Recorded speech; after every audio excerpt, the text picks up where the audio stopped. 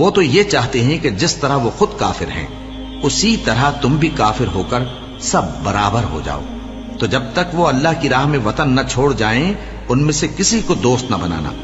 اگر ترک وطن کو قبول نہ کریں تو ان کو پکڑ لو اور جہاں پاؤ قتل کر دو، اور ان میں سے کسی کو اپنا رفیق اور مددگار نہ بناؤ، مگر جو لوگ ایسے لوگوں سے جا ملے ہوں جن میں اور تم میں صلح کا عہد ہو، یا اس حال میں کہ ان کے دل تمہارے ساتھ یا اپنی قوم کے ساتھ لڑنے سے بھج رہے ہوں تمہارے پاس آ جائیں تو اور بات ہے۔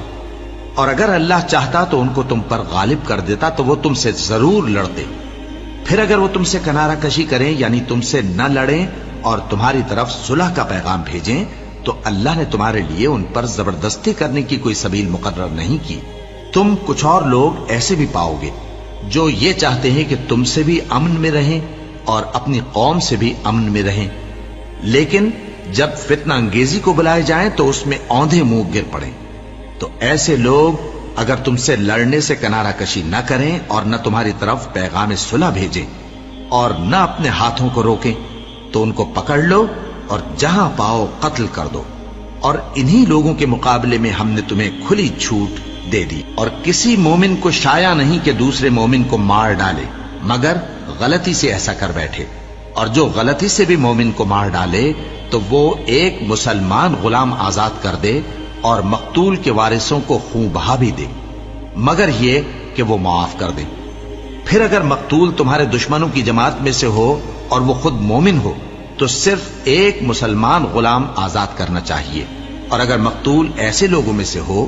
جن میں اور تم میں صلح کا عہد ہو تو وارثان مقتول کو خون بہا دینا اور ایک مسلمان غلام آزاد کرنا چاہیے، اور جس کو یہ میسر نہ ہو وہ متواتر 2 مہینے کے روزے رکھے۔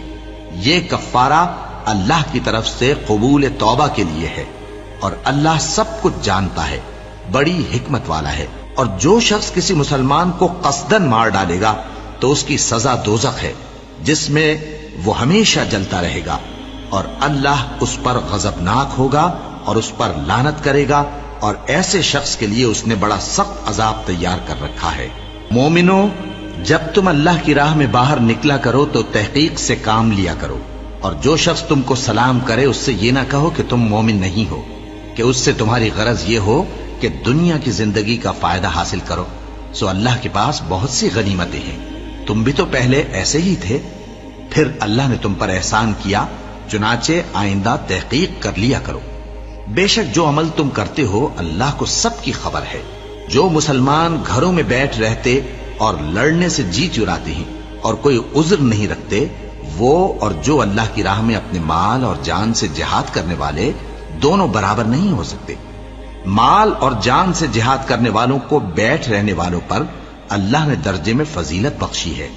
اور بہترین انجام کا وعدہ اللہ نے سب سے کیا ہے، اور اجر عظیم کے لحاظ سے اللہ نے